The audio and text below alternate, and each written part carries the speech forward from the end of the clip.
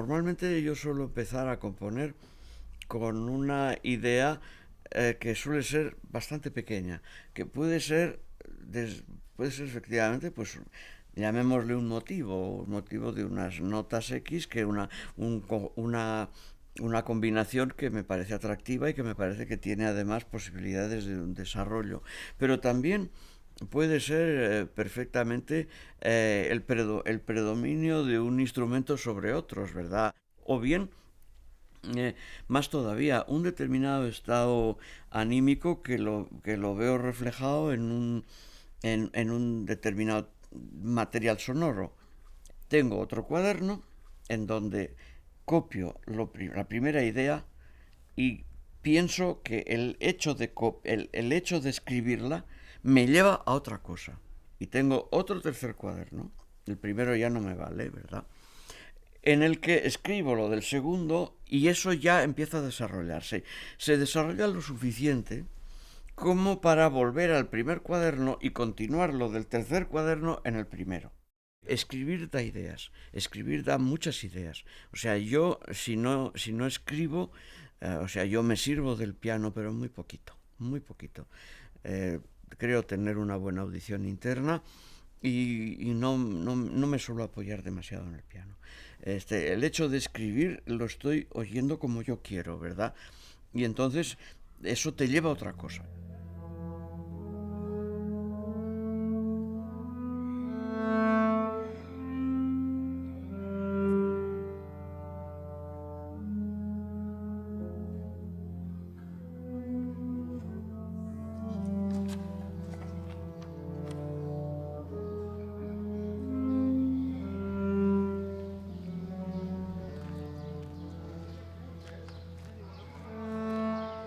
Yo tengo que decir que yo siempre me vi, no digo sino como compositor, sino como interesado en la música. Eso desde que tengo uso de razón.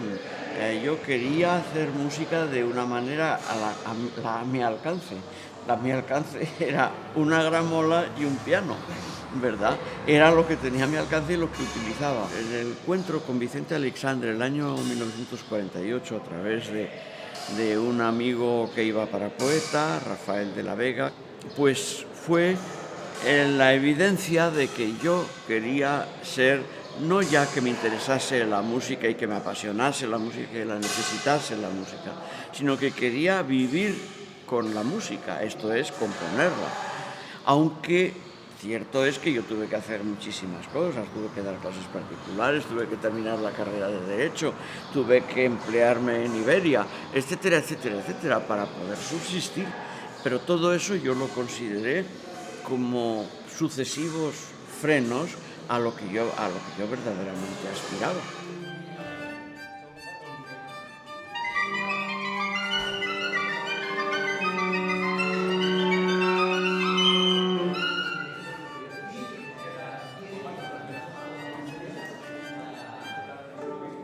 Es muy importante que el 160 y 161, la flauta y el clarinete, que se quedan solos con ese trino, ¿verdad?, sean lo más expresivo posible, lo más parlato posible, porque se trata de fingir que están hablando. Y debajo tenéis un texto, ¿verdad?, que no tenéis que decir, pero bueno, estáis como hablando ese texto, ¿verdad? Os quedáis prácticamente solos con el trino. En el compás 10, si hace falta bajar la percusión y el piano, se baja, pero se te tiene que oír muy claro. Articula muy bien, o sea, contrarrutina mis deseos abran, ¿verdad? Articula con fuerza, o sea, olvídate del bel canto, ¿comprendes? Se trata de una cosa también igualmente muy autoritaria, muy impositiva. Y lo demás está muy bien.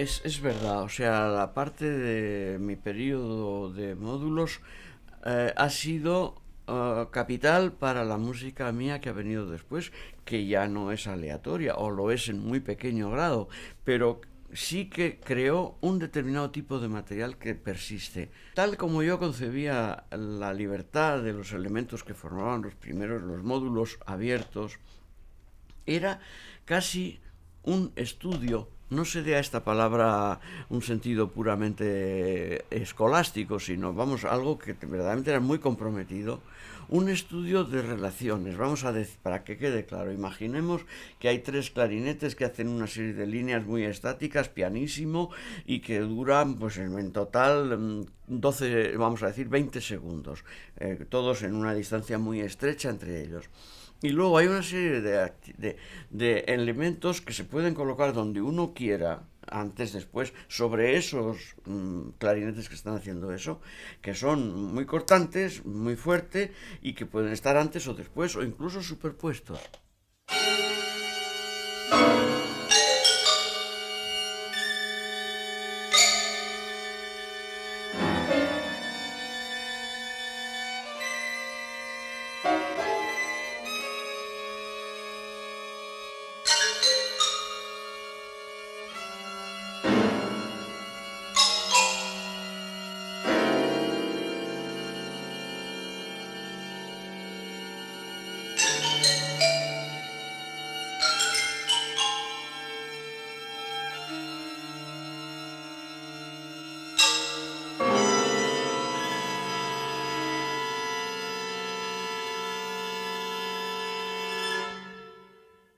Yo vi que mi futuro estaba absolutamente fuera de España.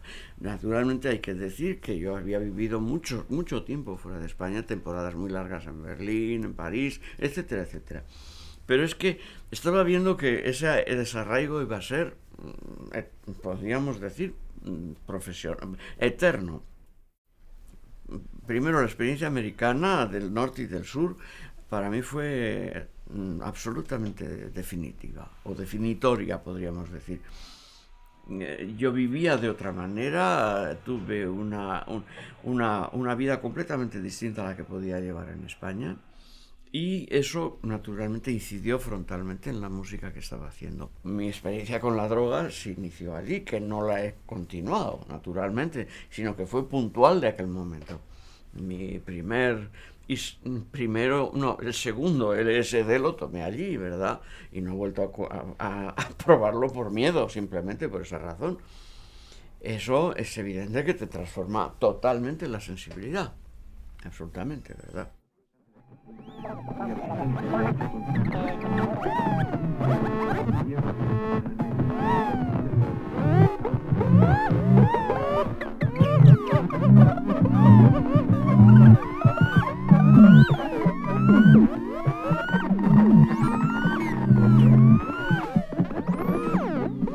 En mi opinión, de las mejores obras de música electroacústica, como por ejemplo puedan ser El Cántico de los Adolescentes, que sigue siendo un clásico, o por ejemplo una obra como los propios Hymnen de Stockhausen, o no digamos ya las muy primeras del estilo de Pierre-Henri o Pierre Schaeffer. Para mí personalmente, desde el punto de vista artístico, ya no hablo de realización técnica, desde el punto de vista artístico siguen siendo las mejores. Yo he dejado efectivamente de servirme de esos medios, pero lo he hecho por razones, incluso en obras que los empleaban en su origen, por razones que no son exactamente solamente la falta de medios del laboratorio, sino que van, a mi juicio, un poquito más allá y que no son puramente musicales, sino paramusicales. Es que a partir de un determinado momento se podría datar, grosso modo, de la vulgarización de los sintetizadores, empieza una tremenda carrera de cambio constante de modelos que hace, que además modelos incompatibles, faltaría más, ¿verdad? Que hace que lo que habías hecho sobre un instrumento ya no sirva no se pueda volver a escuchar nunca más si no lo repicas y lo pones en otro soporte. Eso llega al delirio en el momento de la digitalización.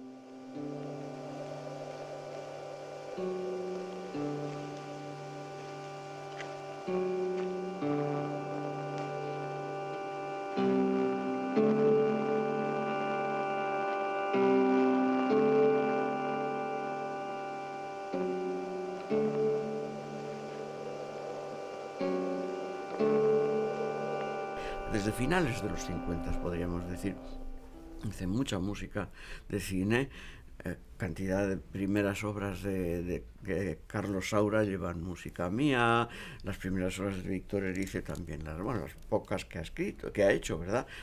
En fin, de Anchón Ezeiza, de muchos otros directores de cine, llevan música mía. En una palabra, durante un cierto tiempo yo fui casi el compositor oficial de Producciones Elías Querejeta.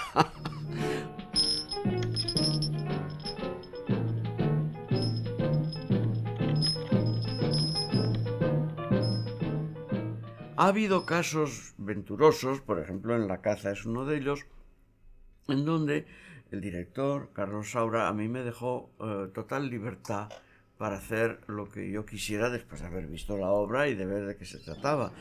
La película es una película de una violencia atroz. Bueno, yo pensé en escribir una parte que fuese justamente lo mismo, es una película en blanco y negro, una música en blanco y negro, piano y percusión, y funcionó.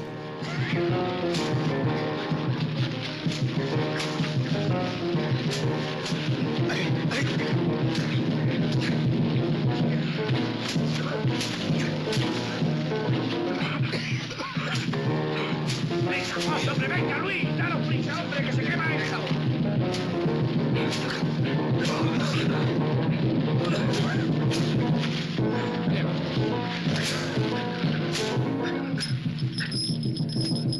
Y Fermín Frappé, también de Saura, que ahí sí que el protagonista, José Luis López Vázquez, es un dentista, si no recuerdo mal, y que está oyendo siempre música clásica. Música, en cuanto se marcha el paciente, o incluso antes de que se marche, pone un disco y se oye música clásica. Entonces dije, pues bueno, Carlos, lo mejor es poner música clásica, ¿no?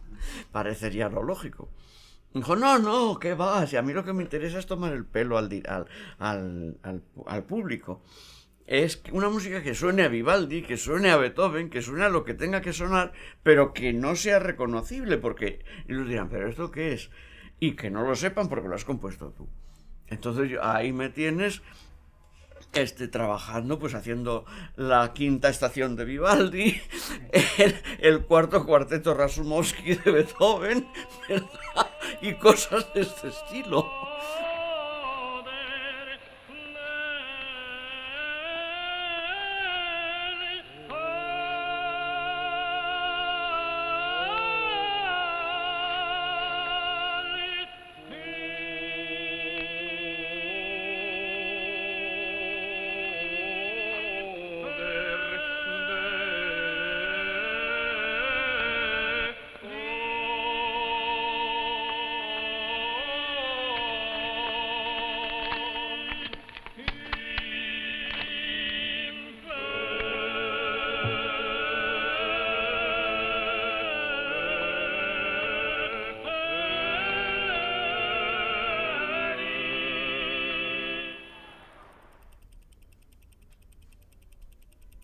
Y hay una anécdota que es maravillosa de Ravel con Stravinsky, que estaban hablando de la posibilidad de superponer tonalidades la misma tonalidad mayor y menor. Y entonces, pues Ravel decía, bueno, eso es una cosa que evidentemente se puede hacer, pero con una condición, decíamos, que la tercera mayor esté en el bajo, ¿verdad? Que sea el bajo y que la tercera menor esté arriba. Y entonces Stravinsky dice, ¿y por qué? ¿Por qué tiene que ser así? Dice, bueno, por el equilibrio de las voces, porque la tercera mayor tiene mucha más presencia que la menor, la otra se puede escuchar como una apoyatura, tal y cual. Y Stravinsky, muy a la Stravinsky, le dijo, si yo quiero, yo puedo. Yo me apoyé para comenzar, era previsible en lo que había aprendido sobre la Escuela de Viena, con una mezcla un tanto inesperada, si se quiere, ¿verdad?, que fue mi estudio del libro de Messiaen, La técnica del minglage musical, los 2 volúmenes. En una palabra, yo me serví pues de los ritmos no retrogradables, los valores añadidos a una determinada duración o sustraídos a la misma, y una ordenación de los intervalos con arreglo no tanto a una serie estricta, sino cuando grupos de sonidos del finales de los 50 y de la década de los 60, yo lo que empecé es fundamentalmente intentar borrar el intervalo. El intervalo me fastidiaba profundamente porque todavía no sabía muy bien qué hacer con él, y entonces me dediqué a jugar casi únicamente con el color. Esto quería decir que mi música tenía un cuidado, creo que bastante exquisito, con lo que pudiésemos llamar una rítmica que venía de una superposición de pulsos muy diversos, para lo cual tuve que servirme de un solfeo distinto. Y corriendo el tiempo, llegué, pues yo creo que a formular unas maneras de componer que quizás sean las mías, iba a decir definitivamente, pero me parece que no, ¿verdad? Pues que consiste en ordenar efectivamente los intervalos. Partí casi siempre de una tercera mayor, a la cual añadí una quinta justa, o sea, tercera mayor, do, mi, por poner un ejemplo, y sobre el mi añadir una quinta justa, esto es el si, y entonces una tercera mayor, que será un re sostenido, etcétera, etcétera. Y hacia abajo lo mismo, si partimos del do, pues la quinta inferior será el fa, y la tercera mayor será el re bemol. Y de esta manera te sale una especie de rascacielos de orden interválico que, por vecindad interválica, porque en cuanto haces esto 6 o 7 veces tienes ya toda la gama interválica entera a tu disposición, se crea lo que yo creo que estaba intuyendo desde siempre, pero que no lo vi claro hasta mucho más tarde. Esto es una nueva funcionalidad.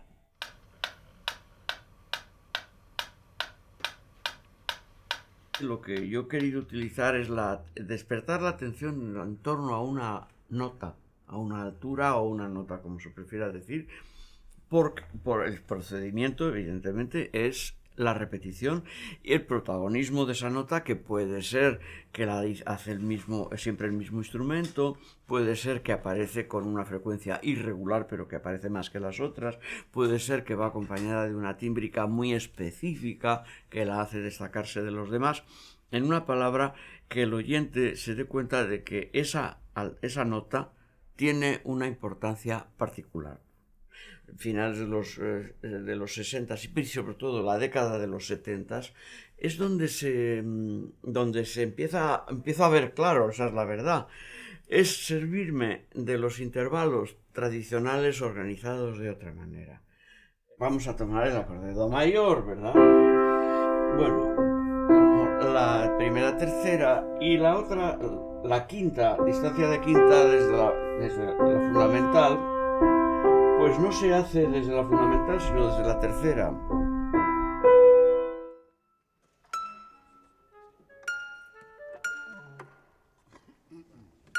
gracias. Pues nada, como empezamos de da capo, hay una cadencia de viola, un poco rubato. Sì, esatto.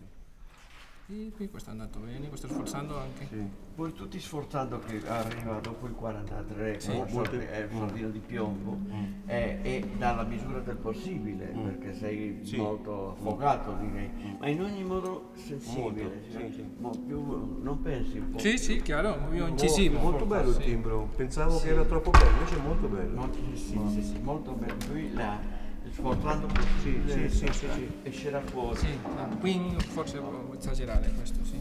Soprattutto qui sul 48 la terza misura, andare insieme uno e andare insieme qui. Mi dai... Ti dai il segno, sì, Ok. io ti lo faccio. Sì. Questo. E poi un po' meno d'arpa nel 140, perché il pizzicato sia il pizzicato della viola sia indescriptible.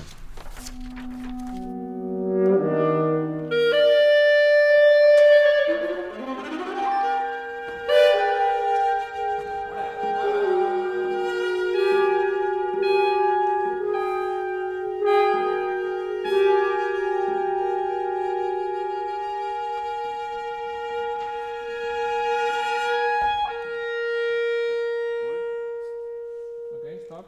Otra vez, cuidado. 3 por 8 a 3. Que me interesante. Tira, paus, 3, 1. Tira, pa. Mi dai l'attacco tu allora? Dopo, dove? Sì, 37. Sí, sí, yo te lo doy. Ok. Recuerda otra vez, por favor. 28. Para que esté claro. 28.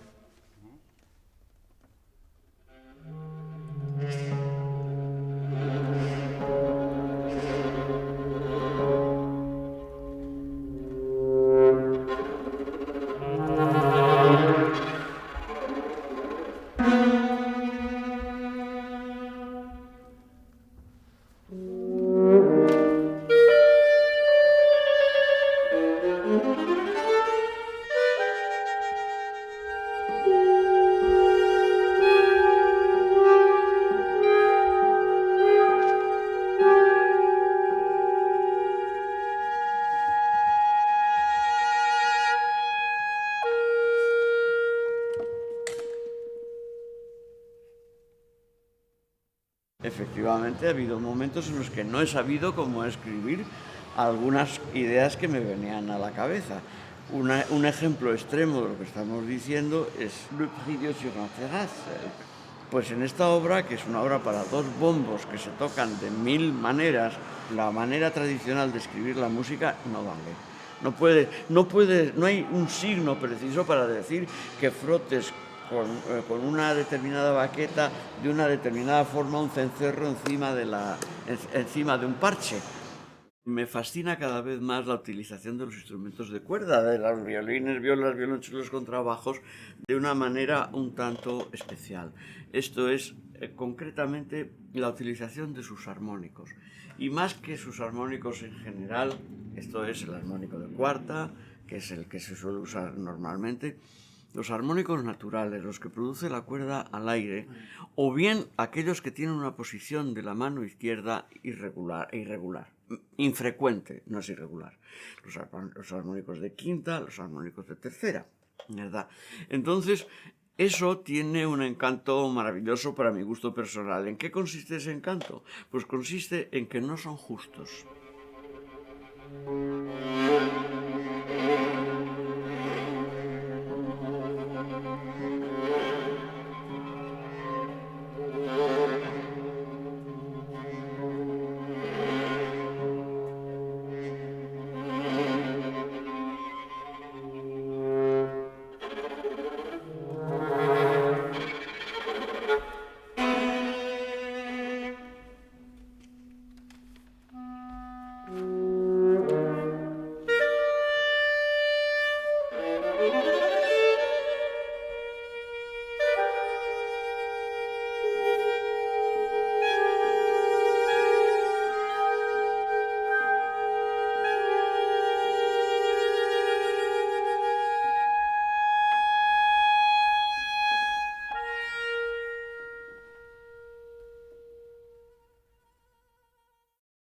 Yo estoy enamorado de mi lengua, que me parece que la lengua española es una lengua muy hermosa. Con esto no quiere decir que sea la mejor del mundo, que a mí me parece muy hermosa y que estaba en aquellos años, y hacía ya mucho tiempo, infravalorada.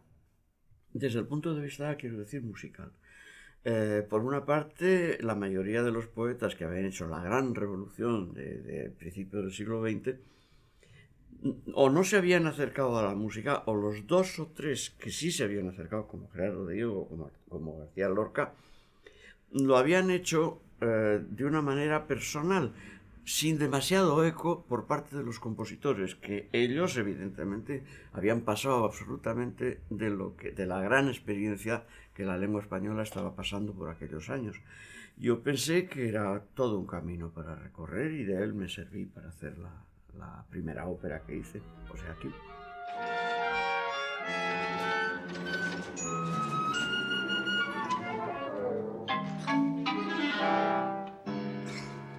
Excelente día, verdad.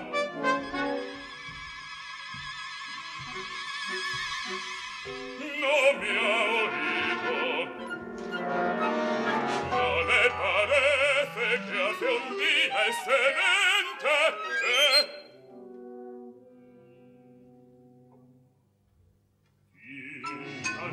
Está sordo para un vampiro. Comprende lo que le digo. Ese es el tren de Dios. Conteste. Puede marcharse.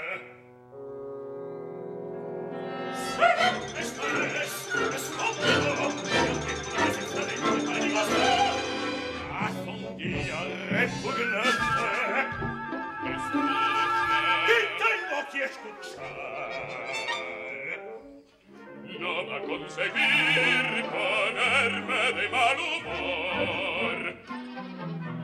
Hoy para mí es un día feliz. Para mí no.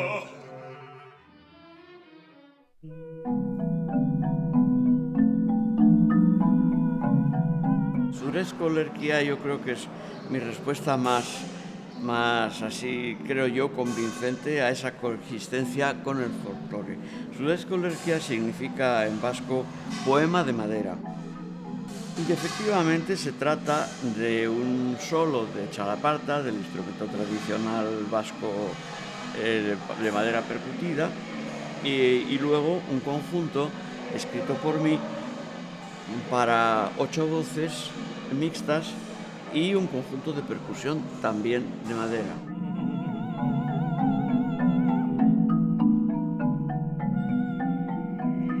Yo como músico me he sentido siempre muy responsable de la herencia musical de todo el mundo que esté vivo, incluso de los que están muertos, ¿verdad? Me he sentido como un eslabón dentro de una cadena gigantesca que está llena de ramificaciones por todas partes y que me ha parecido que yo tenía una cierta responsabilidad como profesional frente a ese tipo de manifestaciones. Y eso lo sigo sintiendo.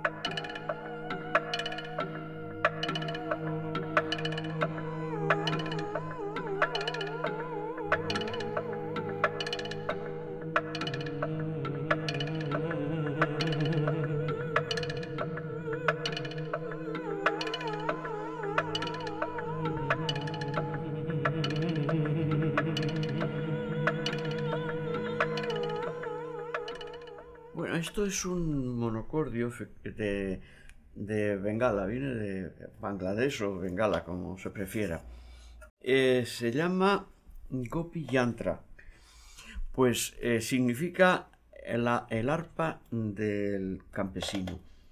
Yo creo que este instrumento no es propiamente un instrumento musical como tal, es un objeto de concentración, esto es un mantra, modulable a voluntad de quien lo quiera usar. Y de esto, este es pequeño, pero es que los hay así de altos realmente. Y se puede afinar a voluntad, naturalmente.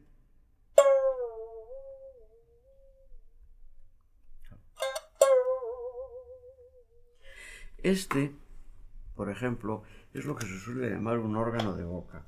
Este es el modelo japonés, que es el Sho, porque muy parecido lo hay en China con el nombre de Sheng, y el origen es laosiano, donde se llama Ken, y esto es uno de los antepasados de nuestro acordeón y sobre todo de nuestra armónica. Suena, a ver si hay un poquito de suerte, pues más o menos así.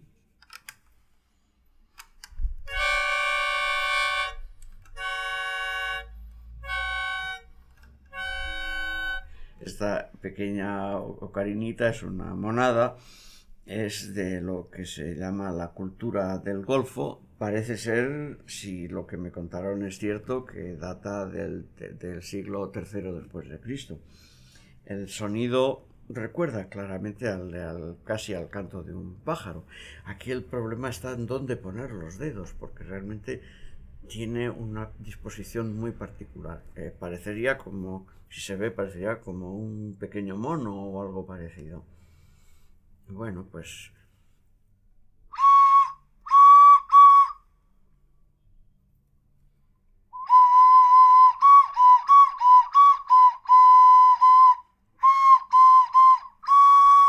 salen enseguida los intervalos básicos, en fin, la quinta, la tercera, etcétera, etcétera.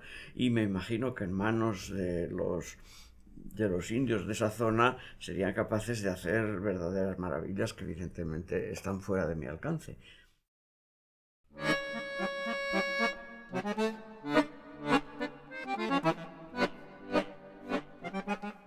Llegado a un cierto punto de tu vida, hay una cierta parte de lo que tú haces que es repetitivo, que es volver a hacer algo que se parece bastante a lo que en un momento determinado hiciste. Si eso no fuese así, la música sería irreconocible, no habría un estilo. Yo añado más que tacho. Ahora tacho muchísimo, pero añado mucho más, porque la tendencia que tengo es a correr demasiado.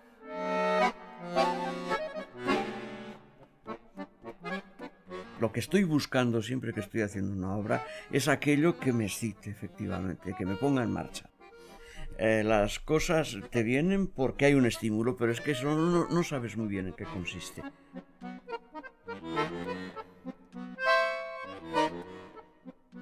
De repente oyes, ves, sientes lo que sea algo, ¿verdad? Y además, repito, es que casi siempre suele ser imprevisto.